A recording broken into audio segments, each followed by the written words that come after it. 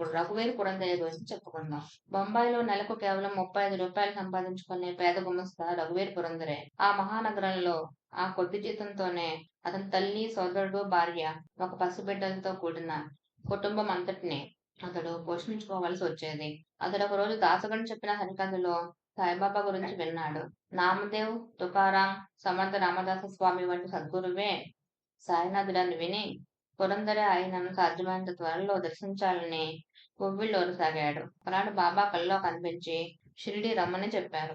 అంతటితో అతడు ఒక రోజు తన భార్యను, తల్లిని తీసుకుని షిరిడీ బయలుదేరాలని నిర్ణయించుకున్నాడు.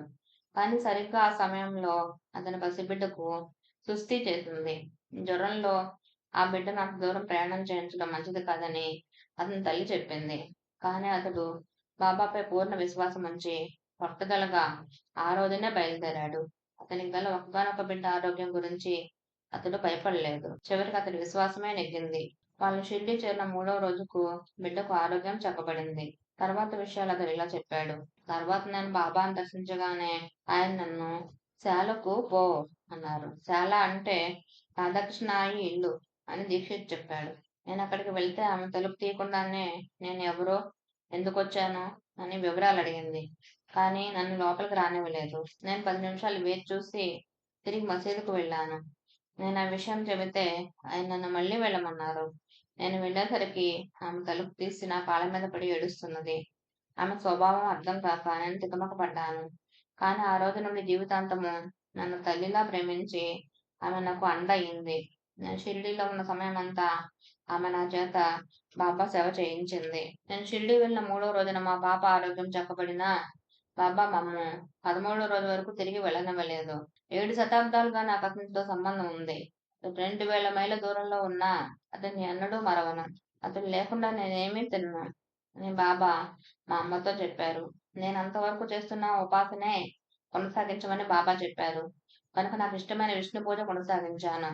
ఆయన అనేక సార్లు నన్ను ₹2 దక్షిణ కోరుతుండేవారు. కారణం అడిగితే ఆయన నాకు కావలసిన రూపాయలు కాదు, నిష్ఠ, సబూరి అన్నారు. నేనవి సమర్పించాను. ఆయనపై సంపూర్ణ విశ్వాసం ఉంచి ఓరిమితో ఆత్మవికాసం కోసం వేచి ఉన్నాను.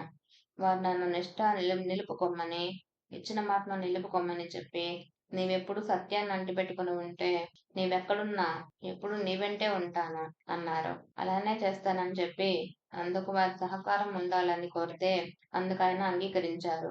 ఇతని విశ్వాసానికి తగినట్లే బాబా అతన్ని, అతని కుటుంబాన్ని ఆదుకుంటూ వచ్చారు. ఆ కుటుంబం తిరిగి దాదర్ చేరాక పురందరే భార్యకు కలరా వచ్చి వైద్యులు కూడా ఆశ వదులుకున్నప్పుడు వారి ఇంటి ఎదుటనున్న దత్త మందిరం దగ్గర సాయి దర్శనమిచ్చి ఆమెకు ఊది, తీర్థము ఇవ్వమన్నారు. వాటిని ఇవ్వగానే ఆమె కోలుకొని ఆరోగ్యవంతురాలయ్యింది. తర్వాత అతడు తరచూ షిరిడీ దర్శిస్తుండేవాడు. ఎప్పుడైనా బాబా కూడా అతన్ని షిరిడీ రమ్మని దీక్షిత్ చేత జాబ్ రాయిస్తుండేవారు. పురందరే ఆ కొద్దిపాటి జీతంతో అద్దె ఇంట్లో ఎన్నో ఇబ్బందులు పడుతుండేవాడు. అతడు ఒకసారి షిరిడీ వెళ్ళినప్పుడు అతనితో బాబా, బావు నీవు ఒక స్థలం కొని ఇల్లు కట్టుకో అన్నారు. అతడేమీ చెప్పలేక చేయలేక సమ్మతించినట్లు తల మాత్రం ఊపాడు. అంతకు మించి అతడేం చేయలేకపోయాడు. అప్పటి నుండి అతడు షిరిడీ వచ్చినప్పుడల్లా ఆ ఇంటి విషయమే బాబా తొందర చేయసాగారు. తాము చెప్పినట్లు అతడు చేయడం లేదని అతన్ని తిట్టిపోసేవారు. ఒకసారి అయితే అతడిపై రాళ్లు కూడా విసిరారు. కానీ అతడేం చేయగలడు?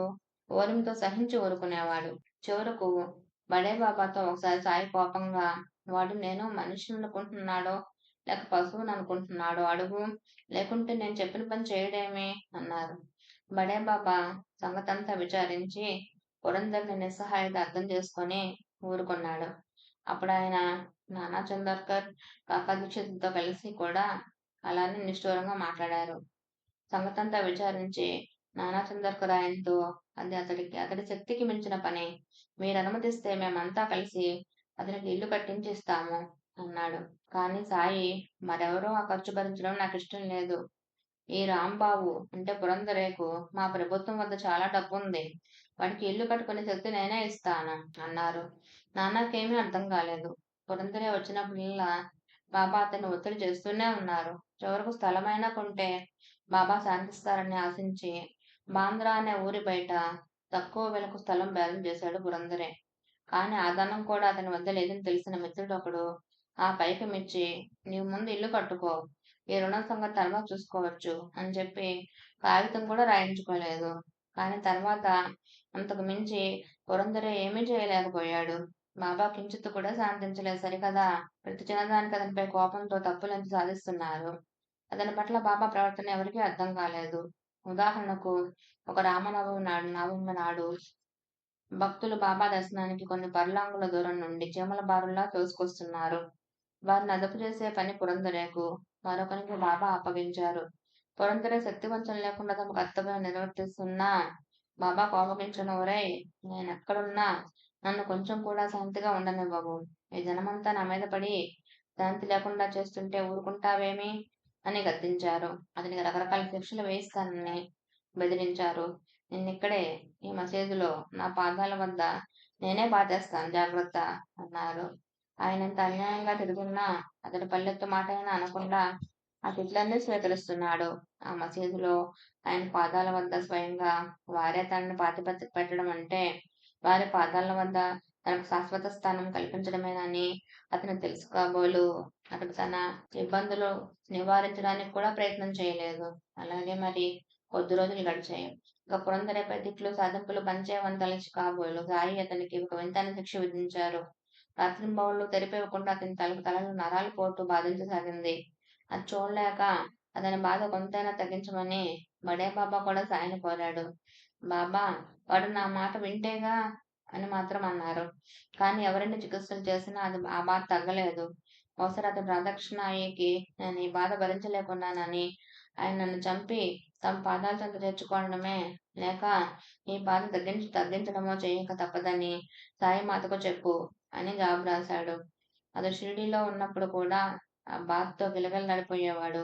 మీ సేవలో అతను తన శక్తినంతా వినియోగిస్తున్నాడు కనుక అతనికి ఏదైనా చికిత్స చేయండి అన్నాడు బడే బాబా. ఆయన అదేమీ పట్టించుకొనక అతనికి ఇంటికి వెళ్ళి తన పని చూసుకోమని చెప్పి, ఇల్లు కట్టుకున్నాకనే నిన్న బాధ విడిచిపెట్టేది అని మాత్రం అన్నారు. ఇక విధి లేక పురందరే తన ఆఫీసు వద్ద 500 రూపాయలు అప్పు తీసుకోగలిగాడు. దాంతో ఇటుకలు మొదలైనవి తెప్పించుకున్నాడు. కానీ తన తలనొప్పి వలన ఇంటి పని చేయించుకోలేకుంటే అతని సోదరుడు చూసుకున్నాడు. రేగడి నేలలో గట్టి పునాది లేకుండానే త్వరగా నిర్మాణం పూర్తి చేయడం వలన త్వరలో ఆ ఇంటి గోడలు బీటలు వారాయి. వాస్తు పూజ చేయించి గృహప్రవేశం చేశాకనే అతని తలనొప్పి తగ్గింది. ఆ ఇల్లు దూరంగా ఏకాంత ప్రదేశంలో ఉంది. పక్కనెక్కడా ఇల్లే లేవు. అతను ఆఫీసుకు వెళ్ళినప్పుడు యుక్త వయస్కురాలైన తన భార్య, బిడ్డ మాత్రమే అక్కడ ఉండేవారు. కానీ బాబా, ఏమీ భయపడకు, నేనెప్పుడు ఆ ఇంటికి కాపలా కాస్తూనే ఉన్నాను అన్నారు. నిజంగానే ఆ కుటుంబానికి ఎట్టి బాధ కలగలేదు. అలానే మరొకసారి అతని తల్లి తనను పవిత్రమైన నాసిక్ క్షేత్రానికి తీసుకెళ్లమని కోరింది. అతను బాబా అనుమతి కోరినప్పుడు ఆయన వారిని ఆశీర్వదించి నాసిక్లో ఒక రోజు గడిపి ఇంటికి వెళ్ళమని చెప్పారు. కానీ అతడికి చేరేసరికి ఆ క్షేత్రంలో కలరా వ్యాధి తీవ్రంగా వ్యాపించి ఉన్నది. ఇతని కుటుంబంలో పురందరే సోదరునికి కూడా ఆ వ్యాధి సోకింది.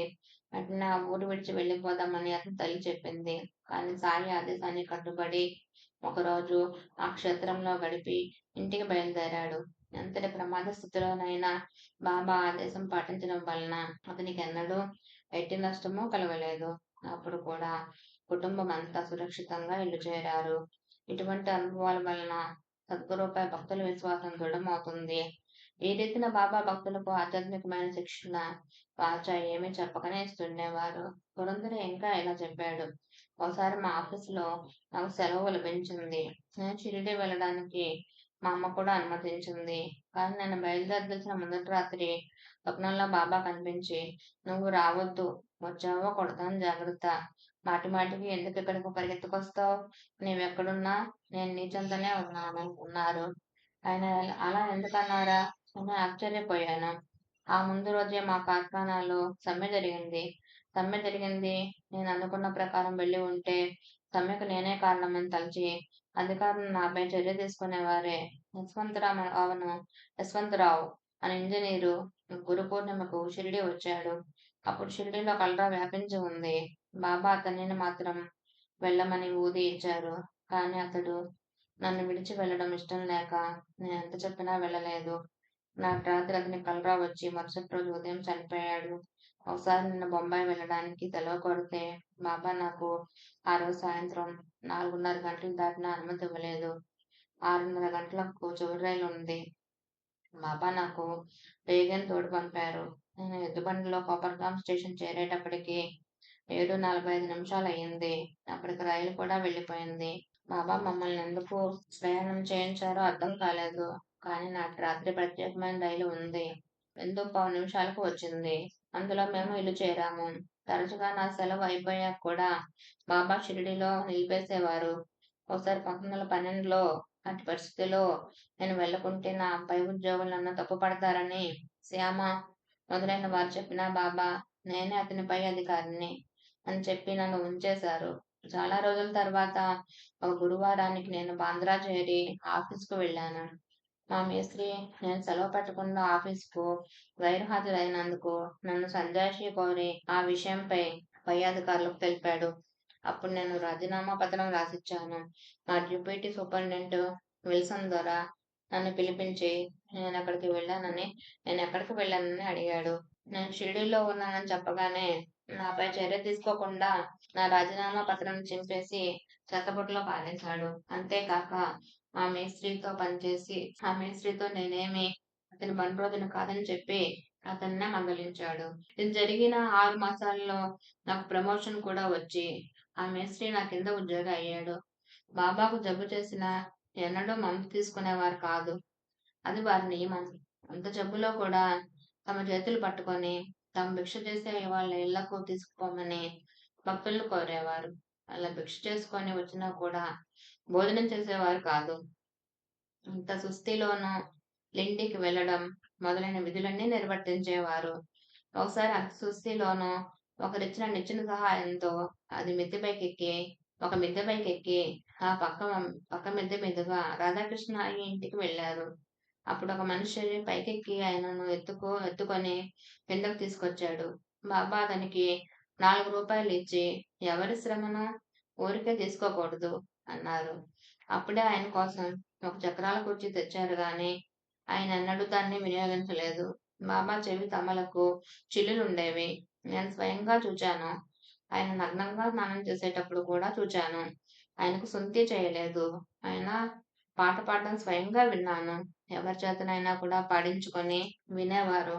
ఎప్పుడైనా నేను సాడ్డేవాడలో బాపు సాహెబ్ జోగు చదువుతున్నా ఏకనాథ భాగవతం వింటుంటే అందులో బాబా మాతో చెబుతున్న విషయాలే జరుగుతుండేవి. ఉదయమే బాబా గుండె దగ్గర దక్షిణం వైపుకు తిరిగి స్తంభానికి ఆనుకొని ఏమేమో చేస్తుండేవారు. అవి నేను వివరించలేను.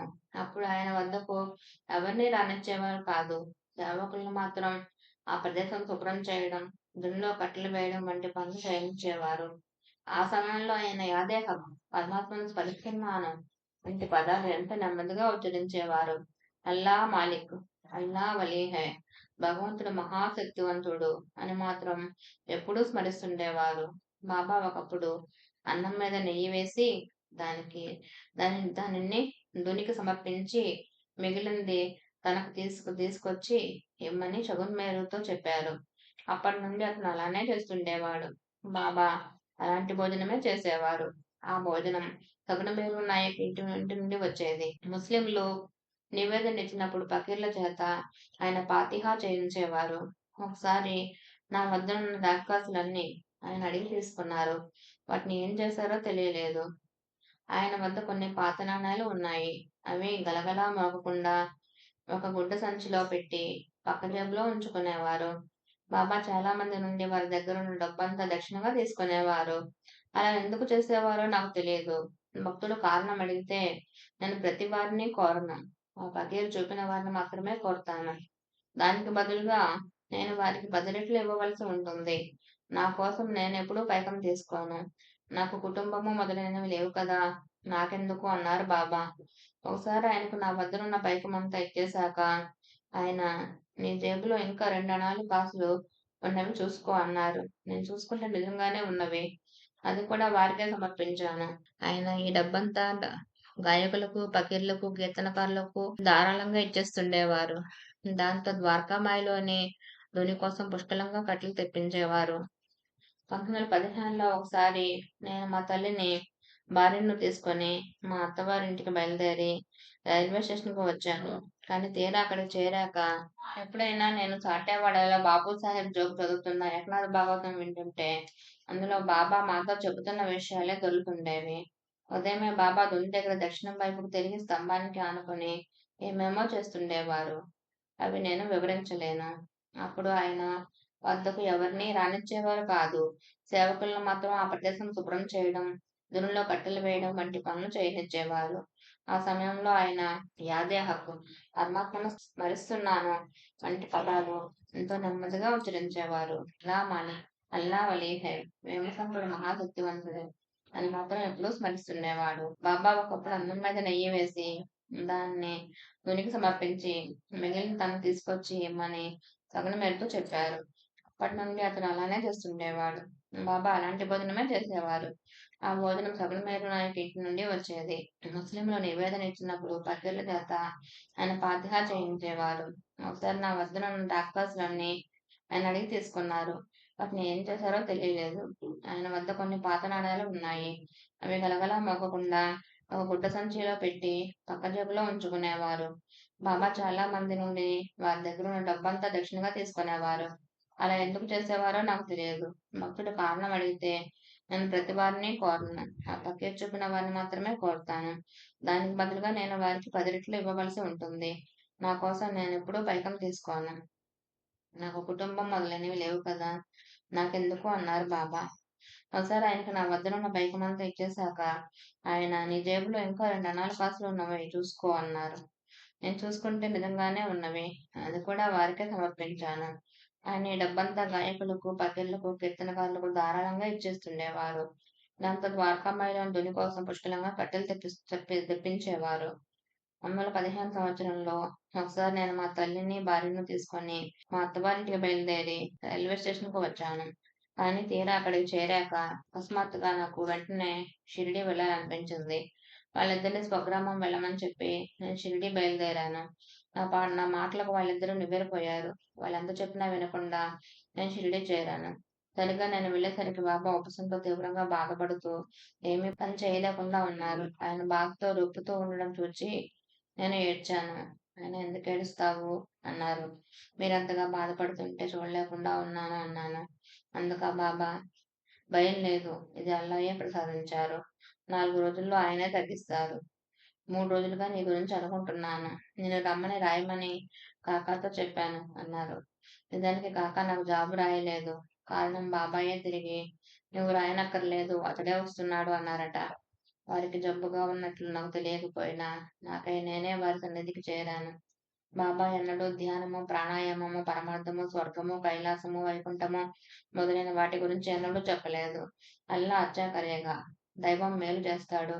గరీబ్ కో అల్లా బలీద్ హై, పేదలకు పెన్నిది భగవంతుడు అని మాత్రమే చెప్పేవారు. తమనే పూజించమని ఆయన ఎన్నడూ చెప్పలేదు. శంకరుని, విష్ణువుని నువ్వు ఏది అలవాటుగా పూజిస్తున్నావో అలానే చేస్తూ ఉండు అన్నారు.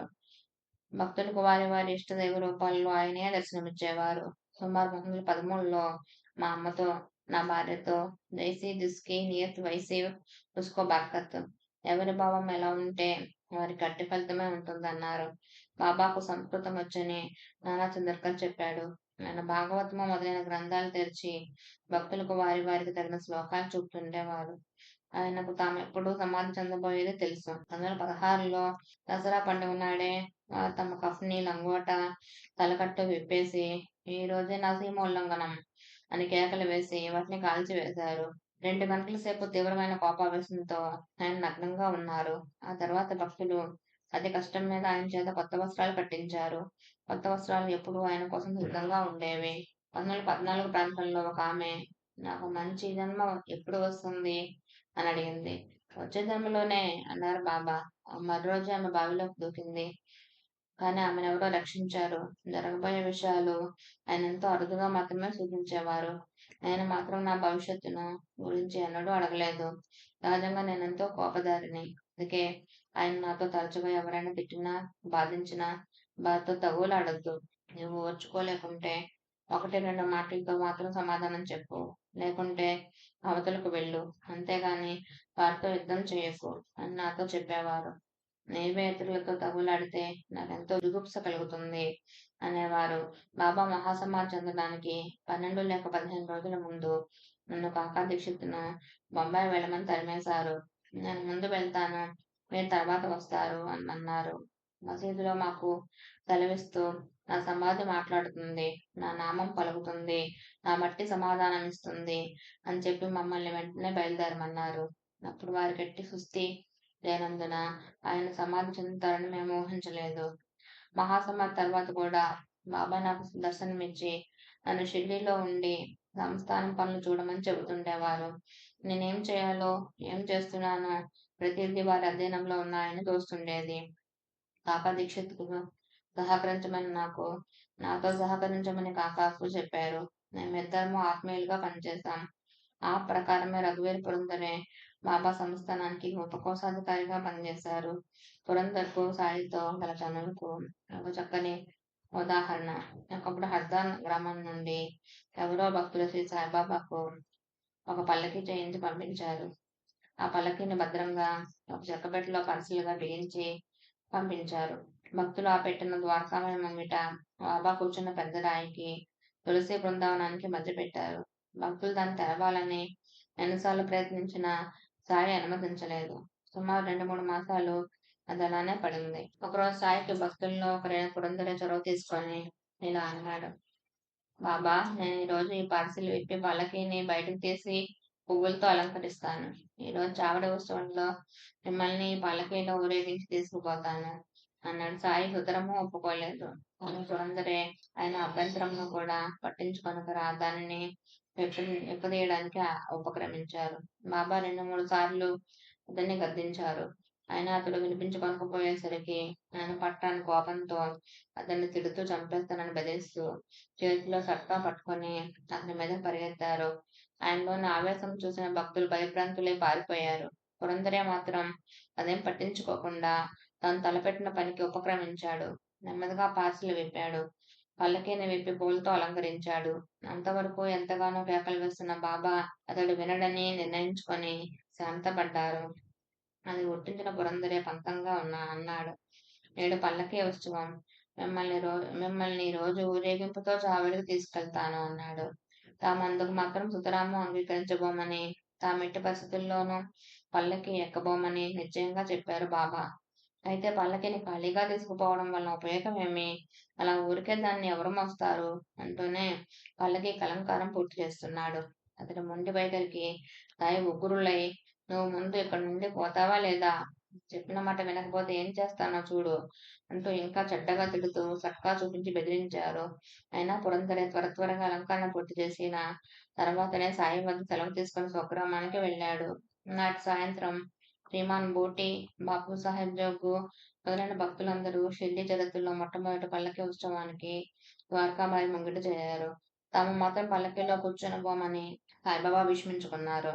ఇంటి నుండి సరిగ్గా సమయానికి వచ్చిన పురందరే మాత్రం పల్లకీ లేకుండా తాము చావడి ఉత్సవంలో పాల్గొనబోమని పట్టుబట్టాడు. జోగు, బూటి మొదలైన భక్తులు సాయిని ఒప్పించకు చూశారు. ఆయన ఒప్పుకోలేదు. భక్తులందరూ ఆయన్ని ఎలాగైనా పల్లకీలో ఊరేగించాలని సంకల్పంతో ఉన్నారు. చివరకు ఒట్టి పల్లకీలో బాబా పాదుకలుంచి ఊరేగించాలని, సాయి మాత్రం పాదచారి అయి ఊరేగింపుతో పాటు చావడికి వెళ్లాలని నిశ్చయమైంది. సరిగ్గా సమయానికి బాబా పల్లకీని నేను భుజంపై ఎత్తుకునేదా అని అడిగారు పురందరే. ఆ పని నువ్వేం చేయడానికి వీల్లేదు. 120 భక్తుల దివిటీని వెలిగించి నువ్వు పట్టుకో అన్నారు. బాబా చివరికి పల్లకీ దివిటీల ఊరేగింపుతో చావడికి బయలుదేరింది. నాటి ఉత్సవం పూర్తయ్యాక ఆ పల్లకీ 3-4 రోజుల పాటు చావడిలోనే ఉండిపోయింది. కారణం దాన్ని ద్వారకామాయిలోనికి తీసుకుని రావడానికి బాబా ఒప్పుకోలేదు. చివరకు ఎలాగో దానికి ఒక రాత్రి మాత్రం మసీదు ముంగిట ఉండనిచ్చారు. అప్పుడు దానికున్న 2 వెండి సింహాలను దొంగలెత్తుకెళ్లారు. కనుక ఆ పల్లకీని ఉంచడానికి ఒక రేకుల షెడ్డుని నిర్మించాలని భక్తులు నిశ్చయించారు. బాబా అనుమతి కోరకనే షెడ్డుని నిర్మించారారంభించాడు పురందరే. బాబా ఆ సమయంలో లెండి తోటకు వెళ్లారు. కానీ అతడు ఆ పని ప్రారంభించగానే ఆయన గబగబా అతడికి వచ్చి, ఇక్కడ నువ్వేం చేస్తున్నావు అని గద్దించారు. అతడు నవ్వుతూ మీ పల్లకీకి చిన్న షెడ్డు నిర్మించమని బతిమాలాడు. బాబా మరింత తీవ్రంగా, నాకు నువ్వు వద్దు, పల్లకీ షెడ్డు అసలే వద్దు పో అని కేకలేశారు. కానీ కాసేపటికి ఆయన పూర్తిగా శాంతించి పురంధర చేస్తున్న పనిలో జోక్యం చేసుకోలేదు. మధ్యాహ్నం ఆరతి చేసి భక్తులందరూ ఇళ్లకు వెళ్లారు. పురంధర మాత్రం షెడ్డు పని చేస్తూనే ఉన్నాడు. భక్తులంతా తిరిగి మసీదు చేరినా కూడా పురంధర భోజనమైనా చేయకుండా పనిచేస్తున్నాడు. ఆ పరిస్థితిని సాయి భరించలేకుండా ఉన్నారు. ఒకసారి ఆయన నెమ్మదిగా చెబుతారు, ఒకసారి మందలిస్తారు, మరోసారి గద్దిస్తారు. భోజనానికి వెళ్లకుంటే కొడతానని బెదిరిస్తారు. కొంతసేపు పట్టాని కోపంతో మాట్లాడకుండా కూర్చుంటారు. పదే పదే అతనికేసి చూస్తారు. తమ చేతితో పొట్ట నింపుకుంటారు. ఆ పనికిమాలిన వాడు భోజనానికైనా పోకుండా నా ప్రాణం తీస్తున్నాడు, నువ్వైనా వాడిని పెంచుకోరా అని సాటి భక్తులతో చెప్పారు. చివరికి ఎంతో వ్యధతో వాకాసాహంతో ఇలా అన్నారు, నేను వాడితో ఎలా వేగేది? అందరూ భోజనాలు చేసి వచ్చారు, వాడు మాత్రం వెళ్ళడు, వట్టి మూర్ఖుడు అన్నారు. కాదు బాబా, అతడు సెలవు పెట్టుకొని వచ్చాడు. వెళ్ళి లోపల షెడ్డు పూర్తి చేయాలని అతని ప్రయత్నం. అతనికి భోజనానికి పిలుచుకెళ్ళనా అన్నారు కాక. నువ్వు పిలిచినా వాడు రాడ్రా, నేను చెబితేనే వెళ్ళలేదు అన్నారు బాబా. కొద్దిసేపట్లో పురంధర పరుగున వచ్చి బాబా పాదాలపై పడి పసివాళ్ళ ఏడ్చాడు. ఎందుకురా ఏడుస్తావు, ఊరుకో అన్నారు బాబా కళ్ళు తుడుచుకుంటూ. బాబా పొద్దుటి నుంచి నన్ను తీవ్రంగా తిడుతూనే ఉన్నారు.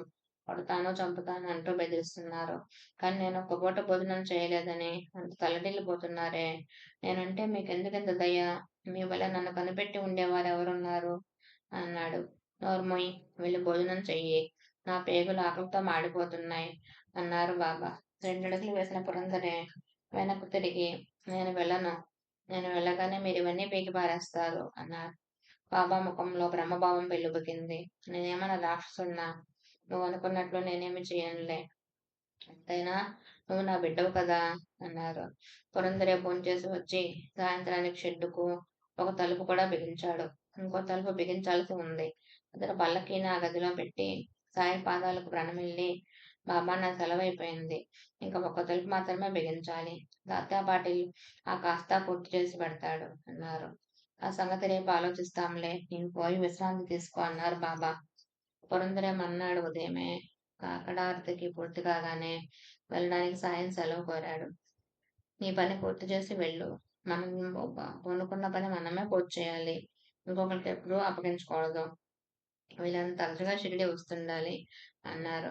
మీరు రమ్మన్నప్పుడు వస్తాం, పొమ్మని ఆదేశించినప్పుడు వెళ్తాం అన్నాడు అతడు. నేనందరినీ ఎంతో తరచుగా షిరిడి పిలుస్తుంటాను, కానీ పిలిచినప్పుడల్లా రావడానికి అందరూ సిద్ధంగా ఉండరు. నువ్వు వెళ్ళి నీ పని పూర్తి చెయ్యి. రేపు పొద్దున్న ఆరతయ్యాక వెళ్దువు గాని అన్నారు.